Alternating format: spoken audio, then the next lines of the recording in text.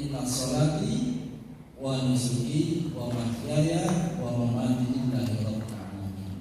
Amin. Bapak-bapak, para kiai ingkang kula hormati, alhamdulillah saya sangat bahagia sekali bisa hadir bermuajahah pada panjenengan semua. Saya harus tahu kalian panjenengan semuanya. Mohon izin Bapak Kiai semuanya nggih. Insyaallah kita di sini dalam rangka menggapai ridho Allah.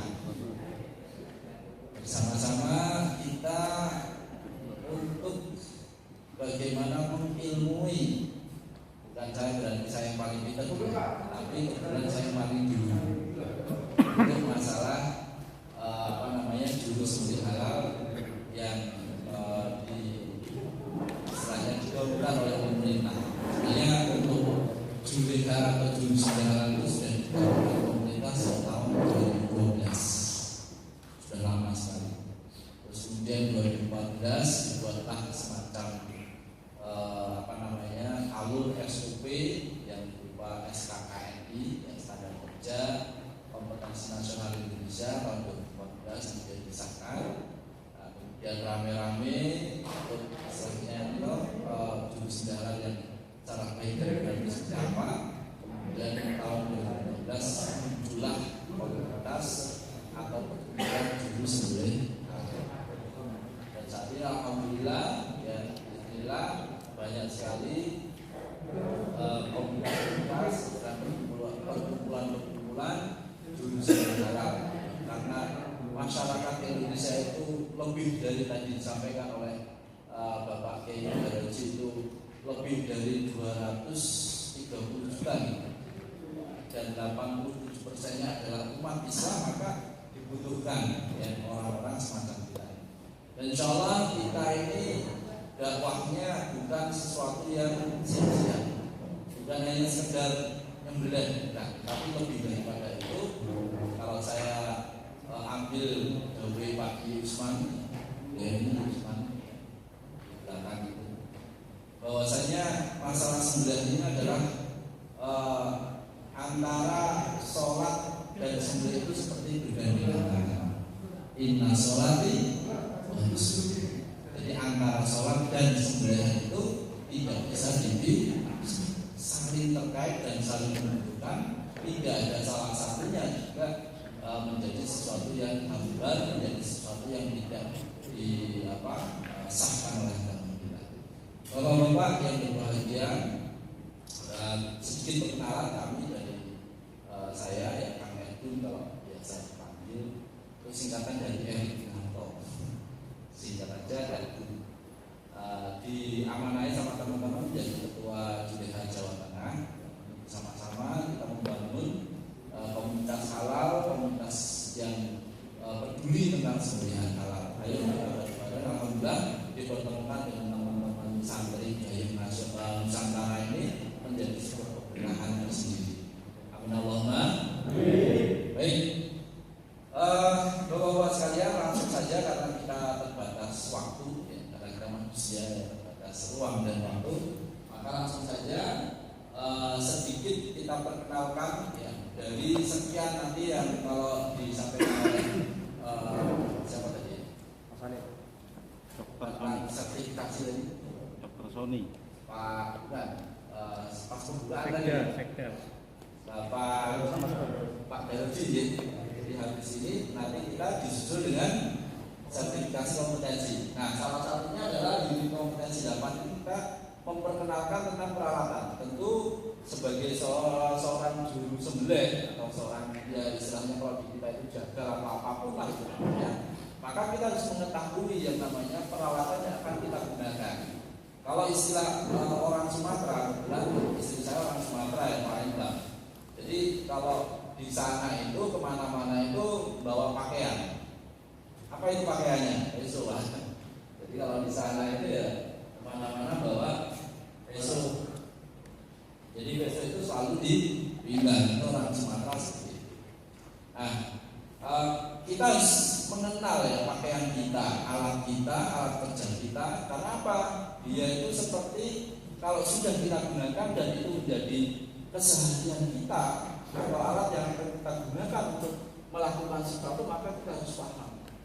Saya ingat betul dulu ketika zaman sekolah SMA, saya itu pinjam motornya teman.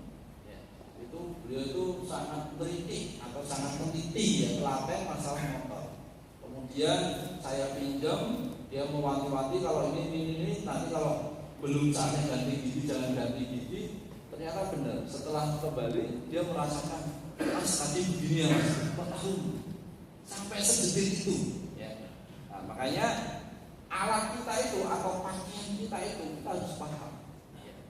Nah, sebagai seorang juru sembelih, seorang juleha, maka setidak-tidaknya kita memahami apa itu yang kita punya alat untuk bekerja. Ya, contoh semacam peralatan ini. Ya. Sedikit langsung kita perkenalkan dari awal sampai dengan akhir ya. Ini kita punya yang namanya besok itu malah dengan mau lengkap. Tadi sudah diperkenalkan ya. Jenisnya apa, ketajamannya seperti apa, terus rasanya bagaimana. Nah ini kalau kita akan perkenalkan peralatan untuk ketika kita akan beraksi penyembelihan. Tentu tidak semuanya serta-merta harus lengkap. Ya, kalau saya ambil quote-nya Dr. Aldi Salman, ya, Pak Dr. Aldi dia juga bekerja di Kesmabek juga di dinas peternakan, tapi sekarang dia lagi dinas berdiri itu seminimal mungkin tapi mempunyai fungsi yang maksimal atau fungsi yang optimal. Tapi sebagai seorang juleha kita memahami peralatan kita itu dari A sampai dengan Z. Ya, lanjut Mas. Ya, nah ini contoh ya pisau yang bisa kita perkenalkan. Yang pertama adalah pisau sembelih. Pisau sembelih ini tentu sesuai peruntukannya, ya. Ya, ini kita perkenalkan pisau sembelih model straight. Oke, ya. Model straight itu ada model simeter yang melengkung. Tadi mungkin yang diberikan nanti model melengkung ya, itu namanya simeter. Kemudian model straight yang lurus seperti ini. Kemudian satu lagi model bulnus ya, mungkin ada apa namanya lengkungannya itu. Nah, kemudian untuk peruntukan daripada sembelih ya, sesuai standar sebagai seorang pemula, kita untuk sembelih sapi ya, itu sapi atau kambing ya, kalau standar yang disampaikan adalah 1,5 kali lebar leher hewan. Jadi kalau penampangnya ya, ini contoh penampangnya sapi itu sekitar mungkin 20 sampai dengan 25 cm ya sini ya, sekitar 23 cm 20 lah ya, itu berarti 1,5 kalinya ya.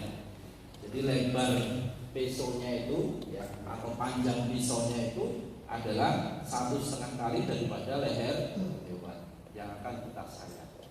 Jadi kalau dia sapi lebarnya adalah 20 cm, setidaknya berarti pisaunya sekitar 30 sampai 35 cm. Itu standarnya. Ya, standar. Kalau yang namanya standar itu apa sih, Pak? Ya bawaannya begitu gitu kan. Kalau orang standar itu adalah sesuatu yang bisa digunakan oleh orang yang baru mulai nyembelih ataupun yang sudah Kalau ada mas sudah itu kepanjangan mas, ya barangkali dia sudah belum tentu orang yang baru pertama kali memegang atau menyembelih atau apapun itu sebagai seorang yang baru pertama kali mau pakai pisau pendek, belum tentu dia bisa. Itu namanya ya. Jadi standar kita antara 30 sampai 30. Boleh lebih dari itu? Boleh, silakan. Kurang dari itu? Ya monggo. Ya. Yang penting kalau catatan saya itu ketika kita memegang pisau ya, baik begini maupun begini, ya kita merasanya nyaman. Ya, itu saja. Ya.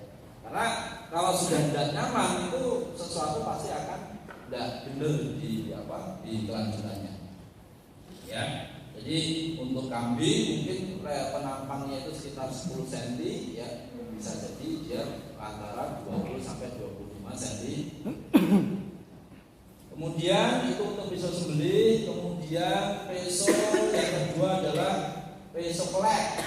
Nah, pisau kelek bentuknya adalah seperti ini.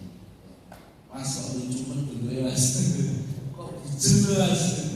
Ya, jadi pisau kelek biasanya memang seperti ini untuk kambing.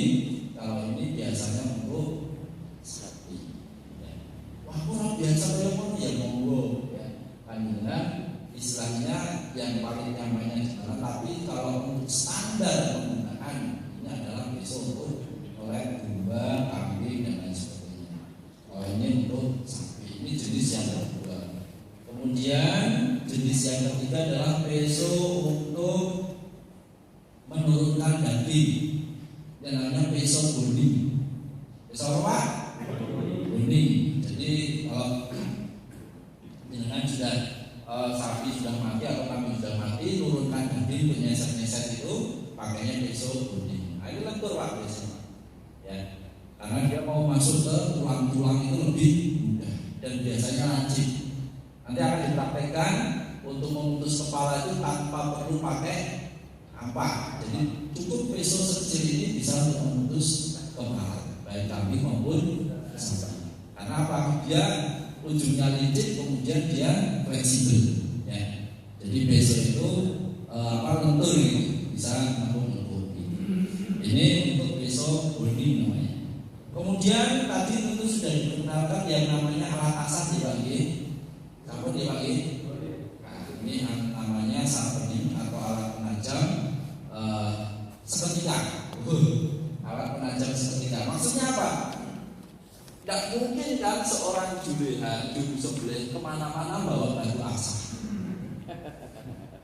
Abad bener Pak. Kalau waktu asah itu gede, sekilo kalian ada yang segitu. Nggak mungkin Pak, kita dipanggil ke sana ke sini. Bahkan mungkin Pak Yai biasa nyembelih habis masjid ini masjid itu, habis masjid itu masjid sono gitu kan. Berapa Pak? 5 masjid Pak. Langkung gitu. Langkung sehari bisa 10 mungkin ya.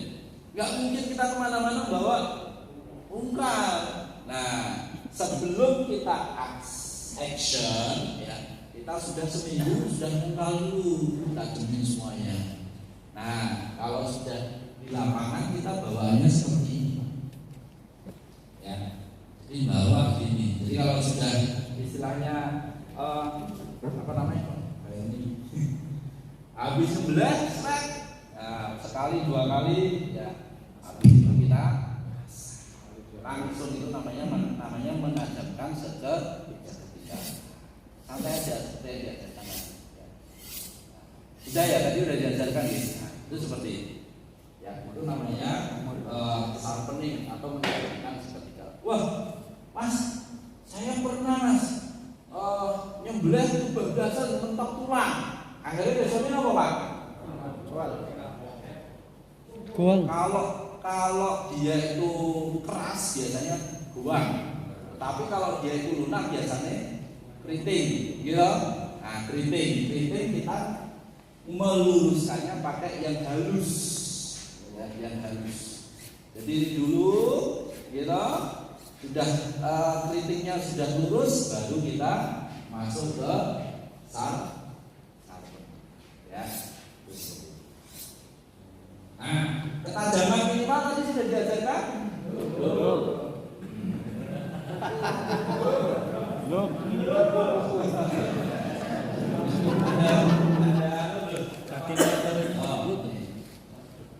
Ada kertas yang betul pakai Pak. Nah, oke, ya, jadi ketajaman minimal Bapak-bapak sekalian, ya, itu adalah seperti ini. Kita pakai kertas kemudian kita sayat, ya, itu minimal. Ya. Maksimalnya sampai enggak terdengar Pak. Jadi Nah ini kan masih terdengar jelas gitu kan. Nah kalau tak cuma maksimal halus sekali itu sampai enggak terdengar. Jangan sampai ketika kita gocekan grek. Belum, apalagi orang iso. Gua leh. Ya, betul. Ya, ini ketajaman ini. Nah, kemudian masalah besok sudah, kemudian kita menginjak yang selanjutnya adalah alat keamanan diri kita. Minimal jenengan ketika nyembelih itu mempunyai yang namanya sarung tangan anti sayap atau anti gores. Karena banyak Pak kejadian bukan sekali dua kali Pak. Bahkan teman saya sendiri itu masya Allah ya ketika nyembelih seret ya yang pegang kepala nggak kuat Pak. Ngorek kepala, bus tangannya begini, ya. Tangannya begini. Nah tangannya begini Pak. Seret ngorek Pak, refleks. Nah, tiga Pak, 3 jari. Ya. Untung cuman di ujungnya. Cuci tangan Pak, langsung Pak. Ban-ban lo gede, belum Pak. Wah, sebab rumah sakit saya. Sampai seperti itu. Panas sama, saking tajamnya akhirnya enggak terasa. Nah, akhirnya apa? Kenapa? APD atau alat pengaman diri itu bukan sesuatu untuk gaya-gaya, bukan. Ya. Yun sewu, kalau panjenengan terjadi kecelakaan, ampun nih Pak terjadi kecelakaan baik itu tangan maupun kaki, yang nanggung siapa Pak? Diri sendiri dan keluarga nih wes anu ora kepenaan ya. Mau bekerja juga sulit ya, untuk berhari-hari menyebut dari kantor kerja dan sebagainya. Panitia itu nanggung betul Pak? Betul, paling keterkaitan rumah sakit. Setelah itu urusan DW kan gitu. Oh sebenarnya Pak Jengkel bayarannya akeh kok. Duitnya bayarannya orang dihitung Pak, diciloke, ditimbang. Ya. Jadi karena bayarannya kau juga tahu kecelakaan yang urusan ya itu jangan sampai itu ya makanya kita pakai alat yang namanya sarung tangan anti sayap. Setidaknya tangan kiri harus masuk tangan kok ora iso Mas, maksudnya gedebel, lapenan dan sebagainya. Setidaknya tangan ya. Kemudian cara memegang itu juga mempengaruhi performa kita. Ya. Kalau saya juga panjenengan ya, itu saya biasanya mengajarkan kalau teknik dorong itu biasanya seperti ini Pak. Pegangnya begini Pak. Jadi jempol itu jempol sama tangan. Karena apa? Kita masih bisa. Ya, kalau begini, gitu kan kekunci Pak. Yang ikut bela diri siapa? Ada nggak? Ada yang ikut bela diri? Ada ya Pak ya? Kalau kita mau mengunci lawan pakai apa? Jempol yang kita ambil. Kalau kita sudah begini, ya ini sudah terkunci. Ketika misalnya ngolek, keseimbangan kurang, jelupuk. Seperti yang di video-video itu, dengan yang banyak beredar, ya, karena pegangnya begini. Jempolnya ikut ke mana? Ke bilah, ya. Jadi ikut ke bilah. Jadi begini, ya. Ini ngunci. Tapi kalau posisinya tidak sampai ngalong atau istilahnya lehernya menyamping, misalnya lehernya dongak, boleh Pak, tidak apa-apa. Ya. Itu lebih pada penekanan, itu lebih kuat. Ya. Kemudian selanjutnya ada apa? Mungkin kalau skabat ya Pak ya, ini namanya sarung istilahnya apa ya? Pistol apa, jadi lebih mudah. Jadi orang bolak-balik mempunyai tas gitu kan. Harus saja saya sendiri harus. Kemudian ada yang namanya apron. Ini biar tidak terjebak kan habis nyembelih kecipratan darah kita harus mandi dulu.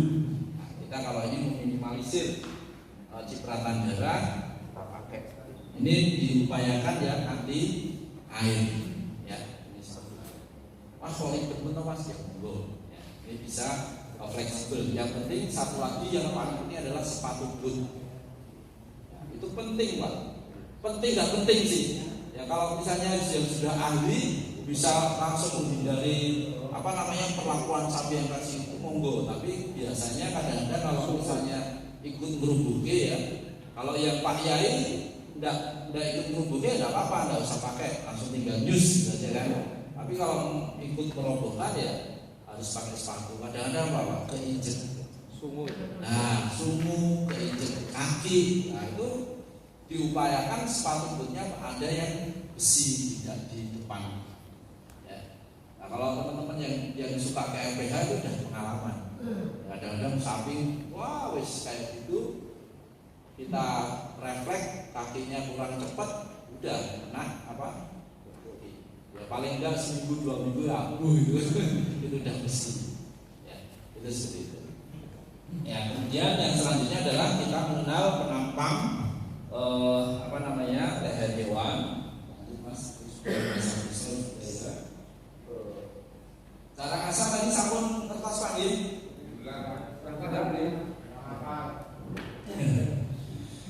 Ya, cara ngasah itu seperti ini Pak.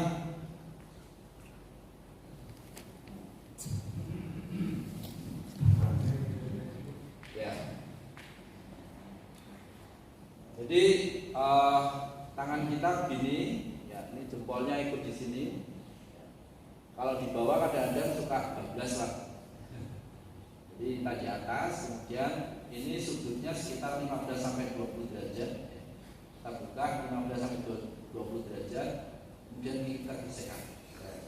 Ya, santai saja. Ya.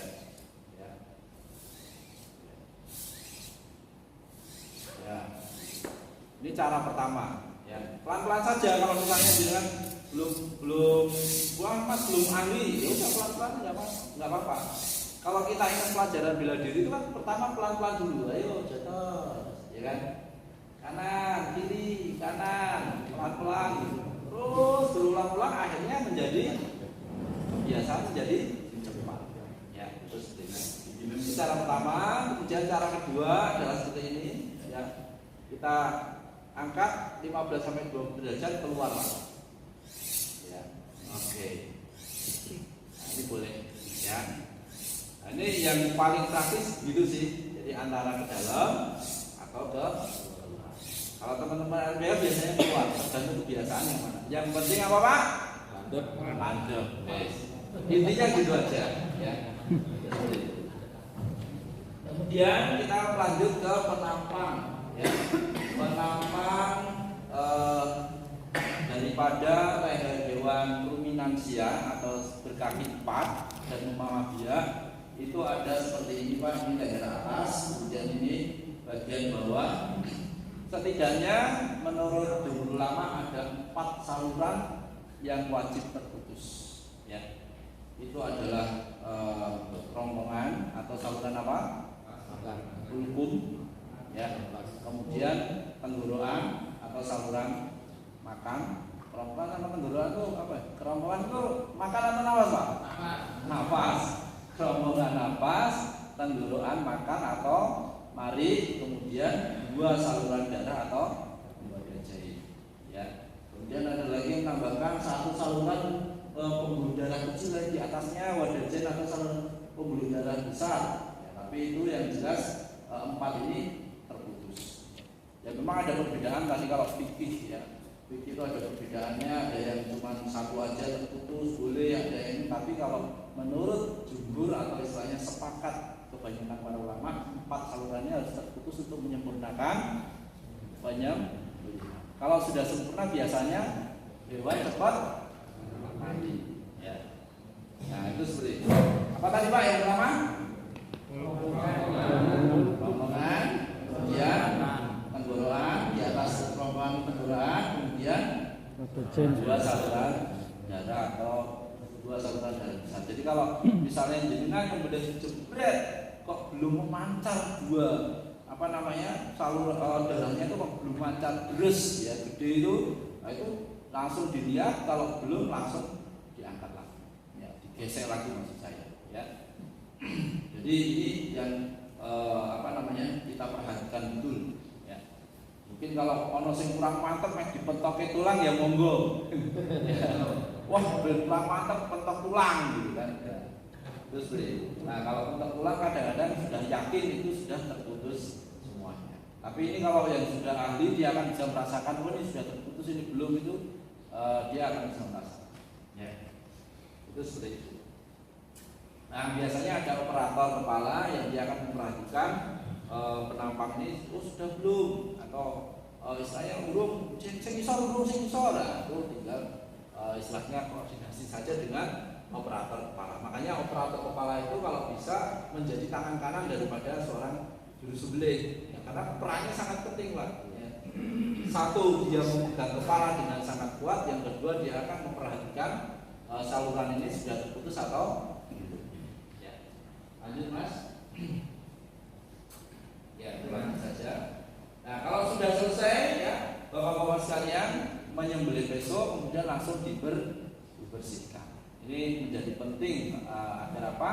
Apalagi misalnya besok-besok yang seperti ini, yang dia berbahan berbahan karbon atau berbahan per dan sebagainya, biasanya dia mudah berkarat, ya.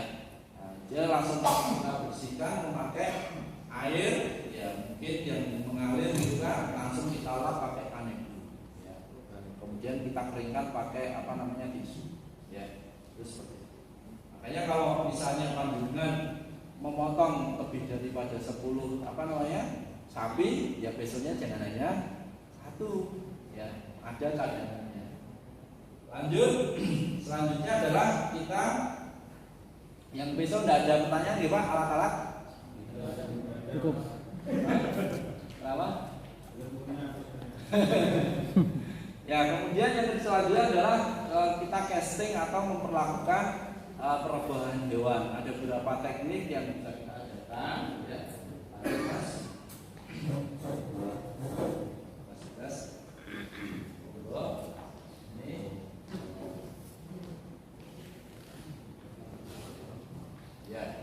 Yang pertama teknik burley dulu. Ya. Kalau yang dikeluarkan tidak jelas bisa maju saja, ya, sehingga lebih bisa mendengar atau lebih jelas. Ya, ini teknik burley akan diperlihatkan oleh Mas Elvin. Yang pertama adalah tali dibagi menjadi dua, kemudian diletakkan di atas leher. Ya, turun ke bawah, ya. Nah, boleh diselang, boleh tidak, ya. Turun ke bawah, selangkah kaki depan, ya. Kemudian tarik ke atas, ya. Kemudian disilang di atas punggung, ya. Turun ke bawah, kemudian ke selangkah ke belakang, ya. Seperti itu. Diulang Pak. Ya. Nah. Tali dibagi menjadi dua. Kalau ada pertanyaan, talinya panjang berapa meter Pak? Kalau biasanya yang di masjid itu sapi bobot 500 sudah besar sekali ya Pak ya. Nah, itu kalau 500 paling antara 8 sampai 10 meter. Paling aman 10 meter.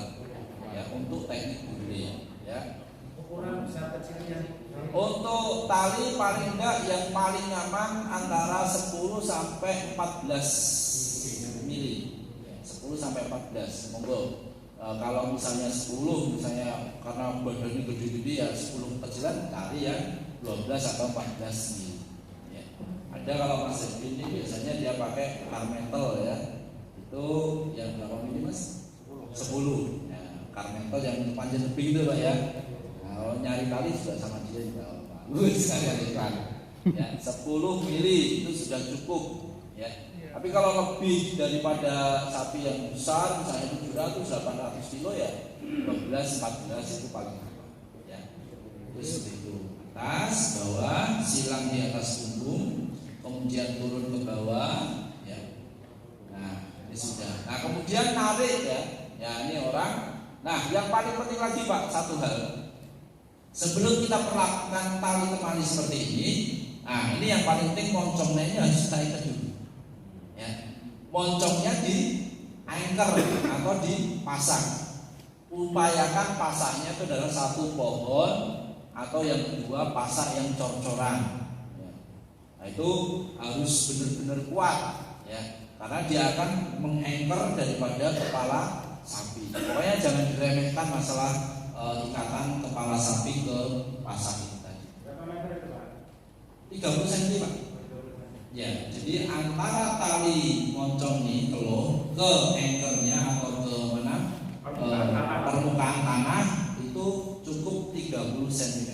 Praktek di yang tengah biasanya dilakukan bersama. Itu nanti jatuhnya gimana? Nah, jangan sampai lebih daripada 30 cm, karena kalau dia lebih daripada itu dia udah punya kekuatan. Ya. Jadi misalnya 1 meter misalnya. Ya. Atau misalnya walah sapi cilik dicekeli wong we. Nah, ini bahaya Pak. Jangan meremehkan kekuatan sapi. Nah, kalau sudah ya Pak ya, pastikan aman, anchor kepala ke pasak. Kemudian kita mau apa nih? Ya, mau ambruk ke kanan atau ambruk ke kiri? Ya. Sapinya ambruk ke kiri, ya, karena biasanya mengarah ke kiblat, ya kan? Jadi kepala di selatan, kaki belakang di sebelah utara. Ya, ambruk ke kiri, maka yang paling kencang ditarik adalah tali yang sebelah kiri. Nah, nariknya juga pelan-pelan Pak. Jadi imbang antara orang yang di kanan sama yang di kiri, tali kanan sama kiri ini. Misalnya 2 orang, 3 orang imbang. Ya. Itu yang paling duluan atau nariknya paling kuat adalah yang sebelah kiri. Nanti dia akan ambruk. Ya. Yang kanan manteng aja, jangan diloske Pak. Nanti kalau diloske lepas. Pokoknya panteng aja. Tapi yang ditarik yang lebih kuat adalah tali yang sebelah kiri. Nah, dia nanti pelan-pelan akan ambruk ke sebelah kiri. Nah, kemudian ini ikatan apa Pak namanya tadi? Bunley. Kemudian yang kedua adalah squeeze. Itu nggak dipotong Pak, dilepas lagi atau gimana? Apa ya Pak? Jadi sampingnya aja langsung dipotong atau gimana? Ya. Kalau sudah ambruk Pak, benar Pak. Kalau sudah ambruk, ini saya ikatan untuk ngambruk atau merobohkan. Nanti untuk pengikatannya sekalian, tapi tidak apa-apa. Ya, kalau sudah begini seperti biasa, ya, kaki depan dijadikan satu dengan kaki belakang, tarik, ya kan? Tarik ke belakang, ikat sampai kuat, jangan sampai longgar, ya, iketannya. Nanti iketannya bisa kita lihat di praktek nanti Pak. Kalau di sini agak susah nanti. Nah, kemudian yang teknik yang kedua adalah squeeze rope, ya, squeeze rope. Kita upayakan penaliannya itu bukan tali lasso ya, bukan tali lasso, tapi tali kapal, simpul kapal. Nanti bisa kita ajarkan. Simpul kapal itu adalah ketika kita simpul maka dia tidak akan menarik atau dia tetap posisinya. Nah, simpul kapal di kepala, ya. Kemudian kalau sudah di atas, ya. Kemudian kalau untuk simpul kapal ini squeeze rope ini Pak, mungkin tali hanya sekitar 8 meter udah cukup. Kemudian ke bawah, kemudian lempar ke sana, ke samping, ya. Kemudian tarik, ini dinamakan di sini, ya. Kemudian tarik ke belakang, ya. Kemudian bawah lagi diikatkan atau disimpulkan. Ya. Nah, tarik kerdus ya, kayak begini. Nah, kalau sudah Pak, nah, tinggal kita mau kemana nih ambruknya tadi? Kiri. Nah, ini agak talinya digeser ke kiri simpulnya. Jadi istilahnya ini kan sudah begini Pak ya. Nah, katanya simpulnya sudah seperti ini ya. Nah, ini kita geser. Nah, kita geser ke sini. Nah, jadi ke samping badan sapi. Nah, itu nanti ketika kita tarik dia akan ambruk atau rombong ke sebelah. Kalau kita pengen sebelah kanan, ini tinggal simpulnya digeser ke sebelah kanan, ya. Simpulnya digeser ke sebelah kanan. Nah, itu juga ketika ditarik dia akan roboh atau ambruk ke sebelah kanan. Sama Pak, nariknya jangan di gap atau langsung disendal. Kalau sendal ini ngomong di orang Jawa Barat nggak ngerti. Kalau Jawa Tengah masih bisa. Jadi tarik pelan-pelan terus, tarik.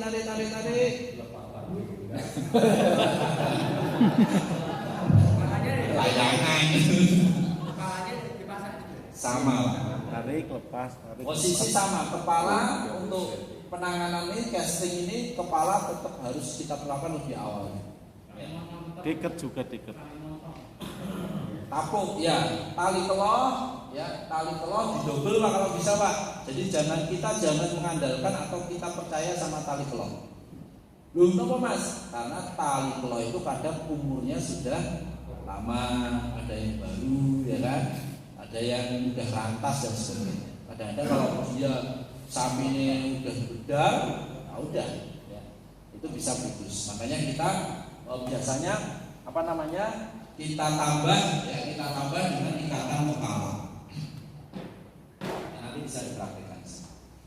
Itu seperti itu. Nah, sama kemudian kita ikat kaki depan, kaki belakang, jadikan satu, diikat, tarik. Terus kemudian satu lagi. Sekarang tidak usah pakai dislobel pakai kayu dan sebagainya. Kasihan Pak. Tadi sudah diajarkan gitu. Nah, jangan sampai itu. Tadi keserawan loh.